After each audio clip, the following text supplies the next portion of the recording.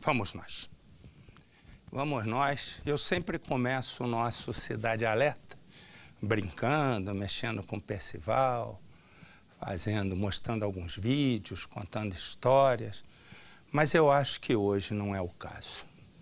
Hoje nós vamos dar, na verdade, mais um passo, não para resolver o caso do menino Samuel. Bota a foto do menino aqui, por favor. Não para resolver o caso do menino Samuel, porque isso quem tem que resolver, né? Aqui na terra é a justiça, e Deus está no comando da situação. E Ele vai saber o que fazer na hora certa. Eu botei lá no Instagram, no Marcelo Rezende.oficial, duas questões, né? A questão inicial dos documentos e agora coloquei com quem você acredita que deve ficar o menino. Mas eu acredito que a gente tem que observar e olhar todos os ângulos. O menino Samuel é a grande vítima de uma história que, quando eu estava de férias, muita gente, né, me mandou mensagens. Eu estava começando o Instagram, e aí, resumo, nesse momento eu vi, quando eu cheguei de férias, eu disse: espera aí, me dá o caso aqui que eu quero tocar, né, pedir aos nossos repórteres para que corram atrás. Duas coisas me chamaram a atenção, entre muitas. A minha atenção especial é para o menino. Mas uma questão é, a mãe diz que apanhou do pai logo no início do casamento, que fez BO, que fez medida protetiva, que tem laudo do Instituto Médico Legal de que foi agredida, que tinha marcas de agressão. Tudo isso são palavras. E, como eu disse, palavras o vento leva. E nesse momento, eu disse para a nossa Narla Biquinho de Lacre, lá em Brasília, correr atrás. Ela primeiro foi correr no carnaval. Sambou, rebolou, brincou e tal, não sei o quê, porque ela é folga dela. Agora ela entrou caindo, matando. Então, essa é uma parte. A segunda parte, a primeira parte da questão, porque eu quero começar a questão daqui para cá. A primeira parte é o pai. Ele deu uma entrevista para a gente, e ao dar essa entrevista para a gente, né, ele contou a versão dele, de que a história explicou porque que o juiz decidiu, mas tem algumas coisas, né? Ele se defendendo, né? Tem algumas coisas que me passaram despercebidas quando a gente colocou a reportagem, mas que não me passaram despercebidas depois. São frases ou palavras que mostram um pouco o comportamento da pessoa. Eu vou mostrar a entrevista dele, e é o primeiro passo para a gente começar essa história. Que você que está comigo há tantos anos, sabe que eu sou meio ruim de largar o osso, né? Quando eu pego, eu não largo. O que ocorre? Né? Ocorre que ele fala algumas coisas que eu não gostei e repito, a minha preocupação é a mesma sua, é com o menino. Eu estou pouco me importando se A ou B é assim ou assado. Eu estou me importando que o menino fique com A ou com B, com a história certa. Eu tenho lá, se você quer saber, eu não tenho muitas dúvidas em relação à decisão da justiça. Vou explicar por quê, em algumas coisas. Por quê? A justiça é muito cautelosa em muitas coisas. Mas na vara de família, eu já passei por isso, é dureza, um homem rebola. né? Se bem que tem um monte de homem aí que tem que pagar a pensão e desaparece, não paga a pensão, e a mulher que cria sozinho o filho. E aí tem uns que reclamam. Eu acho que o único momento que tem problema na pensão é quando o cara está desempregado. Aí sim. Né? Mas isso tem que também investigar, porque vai que o cara montou um biscate e se desempregou e fica vivendo de biscate. É tanta nuance nessa história que eu nem vou entrar nela, porque aí é pior ainda. Mas no caso do menino Samuel, me chamou a atenção o pai. Eu e você vamos ver agora. Os meninos pegaram, editaram a entrevista. Nós vamos ver a entrevista do pai, para em seguida a gente colocar a mãe. Ela tem os documentos. Ela diz que apanhou. Ela apanhou? Ela diz, né, a Narla vai dizer, me mostra o documento. Ela mostrou. Põe o pai primeiro no ar. O homem que está aqui ao meu lado e que não vai mostrar o rosto por questões de segurança diante de ameaças é o pai do garoto que ficou conhecido por conta do vídeo que vazou na internet. Por favor, tio, me solta. Por favor, tio. Por favor, me solta, tio. Eu não quero ir embora com meu pai. Machucar o dedinho. Ele se comprometeu a dar essa entrevista e contar em detalhes o passo a passo de tudo que aconteceu desde o dia da separação.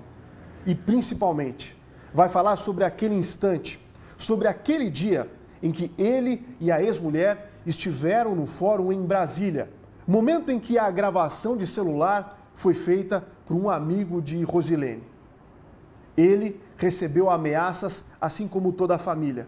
E por isso o local escolhido para gravar é neutro, em uma cidade distante de onde ele mora agora com o filho de 6 anos. Em algum momento, o senhor agrediu seu filho? Em momento nenhum. Em momento nenhum. Samuel era muito bem cuidado. Inclusive, a gente teve acesso a algo que foi postado no Facebook, que a conselheira de lá fala que meu filho tinha muito temor. Só que existe uma interpretação sobre temor. Temor significa respeito. Vou chamá-lo de Francisco. O pai do menino expõe uma versão completamente oposta à que foi dada pela ex-mulher. Eu não preciso provar nada para ninguém sobre o que ela alega, que eu estrupei, que eu batia, que eu espancava ela. Preciso que o senhor fale sobre isso, tá? Entendeu? Nessa questão do relacionamento, não deu certo por quê? Foram N fatores. Ela ocultava informações a respeito do passado dela. Ela não me respeitava como marido dela, né? Ela era totalmente insubmissa, ela não respeitava os princípios que a gente procurava estabelecer dentro de casa. Não havia diálogo em momento nenhum, o lado dela sempre é o lado que prevalecia, era o lado que ela impunha e simplesmente a gente tinha que andar de acordo com aquilo que ela havia estabelecido. O que aconteceu de fato, o seu lado, a sua visão daqueles instantes que o Brasil inteiro conheceu? Não tem como a gente narrar o fato sem a gente emocionar. Porque nós oramos muito para essa audiência. Nós sabíamos toda a mentira que estava envolvida em cima de todo o processo, de todas as provas que ela envolveu. A gente foi confiando em Deus e na justiça mesmo, na integridade da justiça. E tivemos audiência. Quando a gente chegou, a gente notou algo estranho, eu e meu advogado, porque os agentes de segurança do Tribunal de Justiça estavam meio agitados. Falei, tem alguma coisa de errado. E nesse momento nós entramos para a sala de audiência, foi ouvido a minha versão da situação, o juiz perguntou algumas coisas a respeito ao processo e à criança, nós respondemos. Ela foi chamada para a audiência e também respondeu. Ambos, o defensor fez perguntas a mim, fez perguntas a ela, o meu advogado. Em nenhum momento o juiz negou qualquer tipo de direito a ela. Ela teve direito de responder, ela teve todos os seus direitos. Tudo que consta dentro da ética de uma audiência aconteceu ali. E o juiz deu a sentença. Quando deu a sentença, ela saiu da audiência. Ela comunicou seus 2 amigos que estavam lá fora sobre a decisão do juiz. Enquanto isso, eu e meu tio, com 2 agentes de segurança do Tribunal de Justiça, ficamos dentro da sala de audiência. Quando nós saímos da sala de audiência, o juiz deu a ordem que o agente que entregasse a criança a mim e que nos acompanhasse até a sala. Nós saímos e quando eu adentrei a sala, essa amiga da mãe, né, que se intitula Tia do Coração, que na realidade não é nada do meu filho, ela estava embaixo da mesa agachada com o celular filmando embaixo da mesa. Eu achei estranho. Quando ela foi levantar, que ela foi para tentar filmar o meu rosto, o agente de segurança veio e tomou o celular da mão dela, dizendo que não podia fazer aquelas gravações dentro das dependências do fórum. E eles saíram da sala e eu fui ver a condição do meu filho. Quando eu cheguei ali, não reconheci meu filho. Não sabia quem era que estava ali embaixo daquela mesa. Eu nunca vi meu filho daquele jeito. Francisco conta que muita coisa aconteceu antes da polêmica, que a mãe não viu o filho por 3 anos e se manteve ausente por espontânea vontade. Eu ligava para ela pedindo que ela perguntasse sobre a escola do menino, como estava o menino, como que ele estava, se ele estava bem, se ele estava mal. E eu sempre cobrando isso dela. Quando foi no ano de 2013, depois do meio do ano, que no meio do ano ela falou que não teria condições de ficar com o menino nas férias, ela comunicou que viria buscar no final do ano o menino. E nós esperamos. Inclusive aconteceu uma situação dentro de casa que o menino ele entrou para dentro do quarto, pegou a mochilinha dele, encheu a mochilinha dele de carrinho e veio até a sala e falou para mim: papai, eu estou pronto para ir visitar minha mãe de Brasília. E quando isso aconteceu, eu falei para ele, eu falei: que bom, filho, então espera a mamãe chegar, que quando ela chegar, você pega a mochila e vai para lá, leva os carrinhos e brinca. Mas isso não aconteceu. E isso não aconteceu. Quando Rosilene apareceu, ele não imaginava que veria o filho só 4 meses depois, na audiência em Brasília, onde os vídeos foram gravados. Que a gente não sabia o que estava acontecendo, a gente não sabia do que ela era capaz. Desse tempo, ela ficou praticamente 3 anos sem contato nenhum com o menino. Então a gente temeu por causa disso. E eu fui na delegacia, porque ela descumpriu uma decisão judicial que constava o direito de visita dela no processo. E eu fui até a delegacia, registrei o primeiro boletim de ocorrência contra a desobediência e chamei o conselho tutelar naquela ocasião. A delegacia comunicou o conselho veio, me levou até o conselho tutelar para que a gente pudesse entrar em contato e saber da localização da criança. Onde ela estava, com quem ela estava, como ela estava. E nós tentamos isso das 7h30 da noite, que nós saímos da delegacia, até 00h30, quando nós obtivemos o primeiro contato com ela. 00h30? 00h30. E nisso, naquele contato, ela alegava que queria ficar mais o feriado do 7 de setembro e que entregaria no feriado às 6 horas da tarde na porta da minha residência. Ela disse por que não comunicou antes? Não, a respeito não. Simplesmente ela tomou essas decisões, a gente só soube que ela queria ficar com o menino no feriado pelo fato de a gente ter conseguido contato com ela 00h30 dentro do Conselho Tutelar da cidade de Capivari. E ali o que acontece? A gente conseguiu contato, na segunda-feira eu e minha esposa ficamos esperando. Quando deu 6 horas da tarde, a gente não recebeu o menino.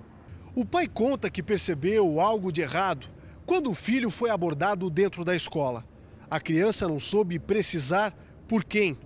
Francisco só entendeu o que estava acontecendo dias depois, quando descobriu que havia contra ele 2 processos em andamento na Justiça do Distrito Federal. Um dia o menino chegou em casa e falou: pai, 2 tias foram na escola. Eu falei: como assim, meu filho? 2 tias foram na escola, me levaram até a sala da diretora e conversaram comigo.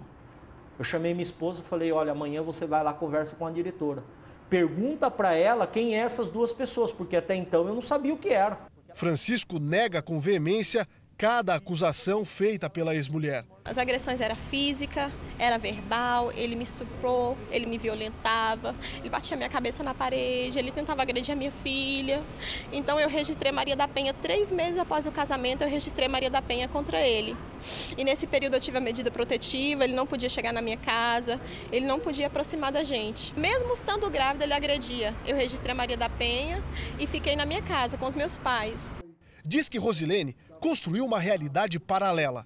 Eles ficaram casados por 2 anos, até que o relacionamento começou a dar errado. A mãe do menino afirma que foi ameaçada pelo ex-marido para entregar a criança depois da separação. e que só quando conseguiu a guarda provisória em Brasília, seguiu direto para o Conselho Tutelar. O relatório aponta que o menino teria sofrido maus tratos do pai e da madrasta. Avaliação diferente da que foi dada pelo Conselho Tutelar de Capivari, em São Paulo. Só a justiça pode provar agora quem diz a verdade e se o garoto de 6 anos foi manipulado. A guarda do menino foi devolvida ao pai. O mais importante é o menino.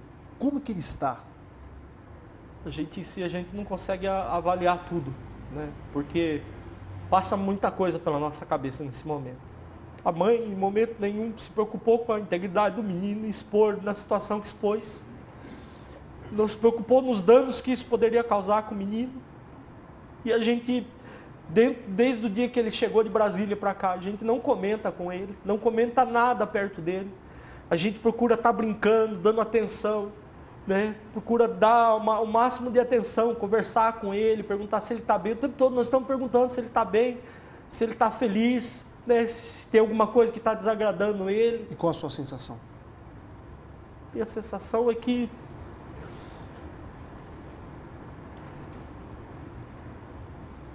não tem como descrever. Não tem como descrever. Ok. Mas a questão agora é outra, né? Na reportagem, ele fala, ela era insubmissa. Já por si só, já me soa mal aos ouvidos. E me soa péssimo, né? Eu criava as regras, e ela não cumpria, enfim. Mas há uma questão. A questão que eu tinha falado era, nós vimos agora a entrevista do pai. Se você quiser participar comigo, pode botar lá no meu Instagram, marcelorezende.oficial, desse jeitinho que está aí, marcelorezende.oficial. Olha, porque estão botando às vezes 2 Is, 2 Ls, uma letrinha atrás, um tracinho embaixo, tudo conversa fiada. É simplesinho assim. E tem uma questão, eu já botei até lá. Eu tinha feito, né? Eu tinha feito uma promessa que eu disse, ó, estou fazendo uma promessa, eu vou até o limite para tentar cumprir. Como promessa é dívida, eu não sou muito de fazer promessa, porque eu não gosto desse negócio. O que ocorre? Mas eu já fiz e agora eu vou cumprir. A mãe diz que apanhou dele. A mãe diz que fez um boletim de ocorrência contra ele. Tudo por agressão, né? Esse boletim de ocorrência teria depois gerado uma medida protetiva que ele não podia encostar, chegar perto dela por agressão, ok? A mãe disse que fez exame no Instituto Médico Legal e que, ela disse, que tem os documentos. Pode entrar aqui se quiser participar e a gente vai. Senão, se você for olhar lá, você vai ver. Eu fui me ajeitar para o programa, tinha umas 10 pessoas passando uns negócios no meu rosto que eu não sei nem o que é. Eu pensei que fosse um negócio que o pessoal passa para embalsamar. Eu já pensei até que fosse isso. Bom, resumo. Aí a mãe disse isso tudo, pois eu vou dizer uma coisa. Eu não guardo dinheiro, não vou guardar segredo. Ela tem tudo. Exatamente isso. Ela tem todos os documentos. Ela tem o boletim de ocorrência. Ela tem a medida protetiva. Ela tem o exame de corpo de delito no Instituto Médico Legal. Ela não disse uma única mentira a respeito dos documentos. Ela tem, mas algo aconteceu. Ela não mentiu. Ela tem o boletim de ocorrência, a medida protetiva, o laudo do Instituto Médico Legal que teria sido agredida, mas algo aconteceu. Eu vou colocar agora, como eu tinha prometido, vou cumprir a entrevista da mãe. E eu e você vamos ver com quem deve ficar o menino Samuel. Deus há de decidir, né, na cabeça do juiz, porque a mãe vai recorrer da decisão do juiz de ter deixado com o pai. Lá vai o pagamento da minha dívida. Põe no Cidade. Há 2 semanas, a TV Record vem mostrando a história de Samuel, o garoto de 6 anos que enfrenta um dilema com a separação dos pais. Eu vou ficar com a minha mãe e não vou largar ela de novo. Por favor, tio, me solta. Para entender como essa história começou, precisamos voltar a 2009, ano em que Rosilene se casa com esse homem que pede para não ser identificado e que mais tarde será o pai de Samuel. Rosilene conta que com 3 meses de gravidez apanha do marido e o drama do filho já começa dentro da barriga. Namoramos mais ou menos um período de 3 meses, né? Foi muito rápido, que em final de 2008 a gente se conheceu. E em março de 2009 nós casamos, então um período de 3 meses, né? Na noite de casamento já começou as agressões, né? Então, assim, nós já começamos um relacionamento conturbado, passou do limite, né? Simplesmente ele chegou todo alterado e me empurrou, e eu já estava grávida de 3 meses, né? Caí, bati esse lado aqui no chão. Ela nos mostra o boletim de ocorrência registrado contra o marido em 21 de junho de 2009, com base na Lei Maria da Penha. No documento, Rosilene relata aos policiais que, após um desentendimento com o marido, ele a empurrou e ela desmaiou. Um médico solicitou uma ecografia para saber se estava tudo bem com o bebê. Rosilene pediu ainda medidas protetivas. No relato, o pai de Samuel nega as acusações e acusa Rosilene de se jogar no chão. Na mesma semana, Rosilene ganha pelo Tribunal de Justiça do Distrito Federal medida protetiva de urgência. Mesmo com o direito de ter o marido afastado, um mês depois, Rosilene desiste da medida protetiva e decide voltar a viver com um homem que promete ser um marido melhor. Foi quando as agressões se tornaram cada vez piores, porque ele jogava na minha cara a questão do que eu tinha registrado a Maria da Penha. Então ele sempre, nas agressões, ele jogava, né? Ele me agredia de todos os tipos, ele me batia, ele me socava, né? Várias vezes ele já me jogou no chão contra a parede, ele me dava soco, tentava agredir a minha filha, já partiu para cima da minha filha várias vezes. Minha filha na época tinha de 2 a 3 anos. Rosilene afirma que, cansada de ser agredida, meses depois, em outubro de 2010, ela decide ir embora de vez. Falei para ele que eu ia estar saindo de casa para votar, né? Que eu votava lá no Riacho, e peguei uma malinha de roupa para os meninos, coloquei um do ladinho, outro assim, e fomos. Pegamos o ônibus e fomos para o Riacho. E aí foi no domingo, né? Eu vim no sábado, fiquei no domingo. Aí ele me ligou, falou: que horas que você vai vir? Eu falei: não vou voltar mais para casa. Aí ele começou: você vai voltar? Eu falei: não vou mais voltar. Eu falei: a partir de hoje eu não volto mais para aí, não volto mais a morar com você.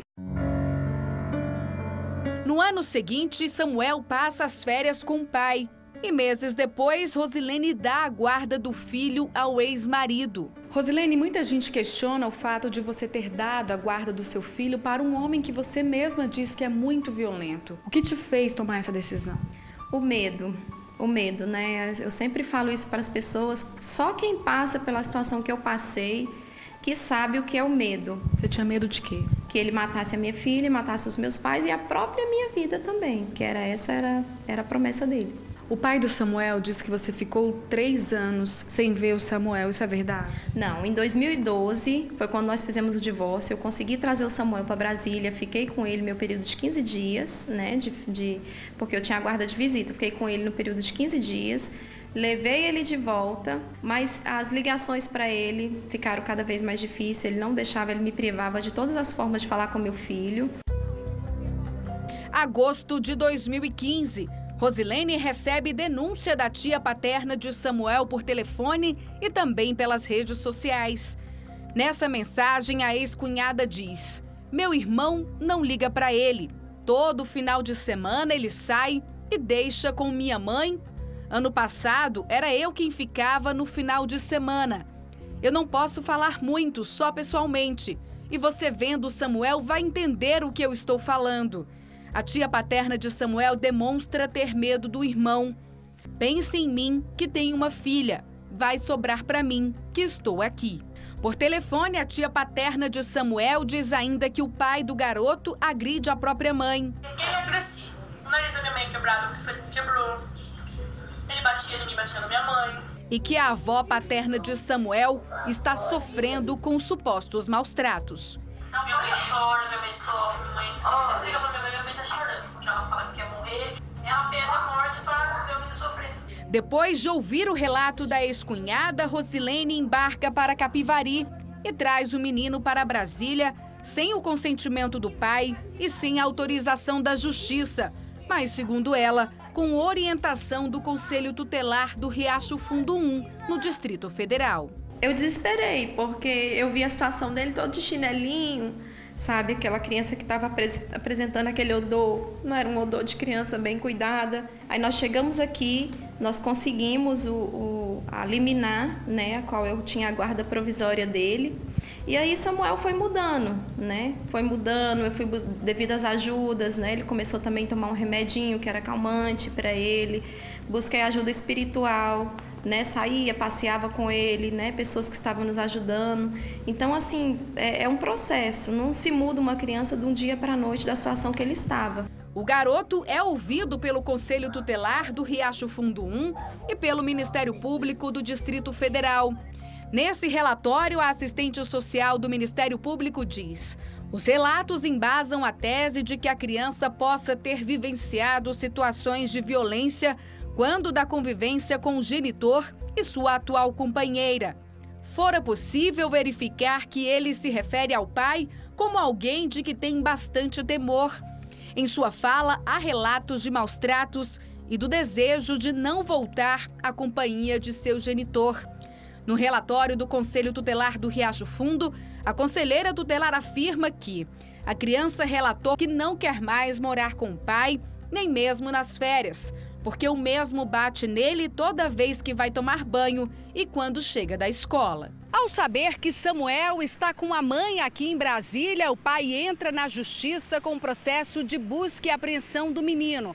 O processo é julgado no dia 27 de janeiro deste ano, aqui no Fórum do Riacho Fundo 1, no Distrito Federal. O juiz decide que Samuel deve voltar a morar com o pai em Capivari, São Paulo. Após a decisão, um casal de amigos de Rosilene grava um vídeo com a reação de Samuel. Imagens que emocionaram o país. Não tinha nunca cabia morar pra mamãe, que gosta de mim. Quando vieram, né, dando a notícia, na verdade, o defensor e os seguranças que vieram nos procurar para dizer que a gente tinha que entregar o Samuel, a gente sentiu um desespero muito grande. E aí a gente abraçava, a gente beijava o Samuel e ele falava: não, pelo amor de Deus, pelo amor de Deus. E aí ele escondia debaixo da mesa, né? Então, assim, e foi aquela coisa, foi um ato muito assim. E aí, de repente, o Rafael falou: grava, Sara, grava, grava. Por quê? Porque a gente pensava que aquilo poderia entrar para o processo. A gente poderia colocar aquele vídeo ali no processo mostrando: olha como que a criança ficou, olha o desespero que a criança ficou quando ficou sabendo que viria o pai. No vídeo, Samuel conta aos tios de consideração que apanha do pai e da madrasta, se esconde embaixo da mesa e diz não querer ir com o pai. Tio, por favor, vou ficar com a minha mãe, tio, por favor, eu prometo, tio. Calma, tio vai tentar te buscar de novo. Não, tio, por favor, não. Nesse processo, segundo a advogada de Rosilene, o juiz de Brasília não ouviu Samuel, nem testemunhas. Também não levou em consideração os laudos do Conselho Tutelar do Distrito Federal e de Capivari. Apenas cumpriu a decisão do juiz de São Paulo. Esse processo de busca e apreensão, ele é um processo mais rápido e o juiz não analisa nenhuma prova. Ele simplesmente olha se a pessoa realmente tem direito a ter a criança devolvida, que foi o caso. O pai apenas juntou só a decisão que ele concedia à guarda. Samuel então volta para São Paulo. Vamos entrar com um recurso no TJ para a segunda instância, que é um grupo de desembargadores que vai analisar o nosso recurso para reformar essa decisão e então Samuel voltar. Rosilene, você se arrepende de ter dado a guarda do seu filho para o seu ex-marido? Assim, de dar guarda, me arrependo. Porque hoje eu vejo que eu poderia muito bem ter vencido esse medo, essa barreira, e ter batalhado pelo meu filho, né? Ter conseguido tudo que for pela justiça, medida protetiva, tudo que for, até mudar de cidade, de estado, se fosse o caso, para proteger a vida dele. Hoje eu me arrependo disso. Você ainda tem contato com ele? Não, desde o dia 27, desde da audiência, não tenho mais contato com ele, não sei onde está. E o que eu quero é que resolva essa situação, porque o que me preocupa é o psicológico do meu filho, que eu não sei o que está passando, né, na cabeça dele, não sei também o que de fato andam falando para ele, né. Então, assim, o que me preocupa é isso, eu não tenho contato com ele. Eu vou com meu pai, eu vou ficar aqui. Já, aquele final ali já é uma coisa que não tem sentido, porque é óbvio que sensibiliza e não é uma questão agora, é uma questão que eu e você, né, temos que pensar e pensar como. Vou dizer qual é, em princípio, o que eu penso. E se você discordar, pode botar lá no meu Instagram, Marcelo Rezende, .oficial, sem letra dupla, sem nada. Tudo simplesinho. Eu vou dizer qual é a minha visão. A minha visão é que se esses dois, né, têm pais e pais que sejam bons, eu sou juiz, deixava um tempinho na casa de um dos avós. Mas pelo que diz a irmã do homem, ele teria dado. Estou dizendo que a irmã disse lá, numa coisa que ainda tem que ir para a perícia para comprovar, né? Tem que ir para o Instituto de Criminalística para ver se é a voz mesmo da mulher ali dizendo que ele deu um soco na mãe. Mas as mensagens estão todas printadas ali. E a irmã do neto, no Polito chama na reportagem de Francisco, porque ele pediu para chamar de Francisco. Mas a verdade é que ele é conhecido como Neto. O neto, o pai, não é? Segundo a irmã, teria ameaçado todo mundo e maltrata o garoto. Não é uma coisa que possa ficar, né, ficar assim, boiando no ar, né? Não dá para ficar boiando no ar. E o assunto, que é extremamente delicado, só está sendo trazido porque a mãe e o pai concordaram em falar.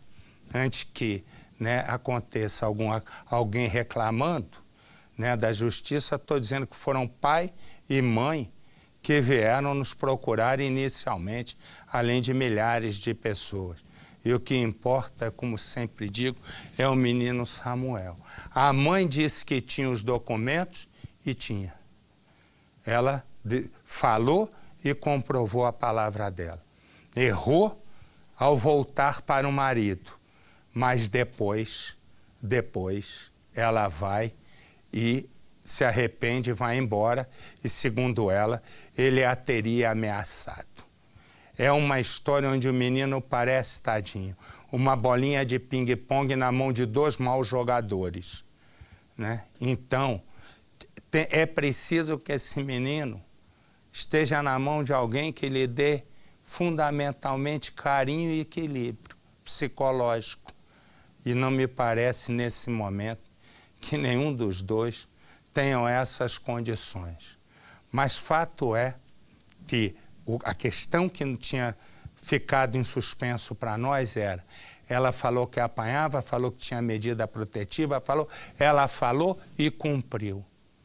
Eram só palavras, e agora, desculpa, eram só palavras, esquenta o estúdio, por favor, eram só palavras, o pessoal aqui tem um calor, então isso aqui vira uma geladeira, eu fico com a voz, quem fala sou eu 4 horas, ninguém fala, eles põem a temperatura que eles querem. O que acontece?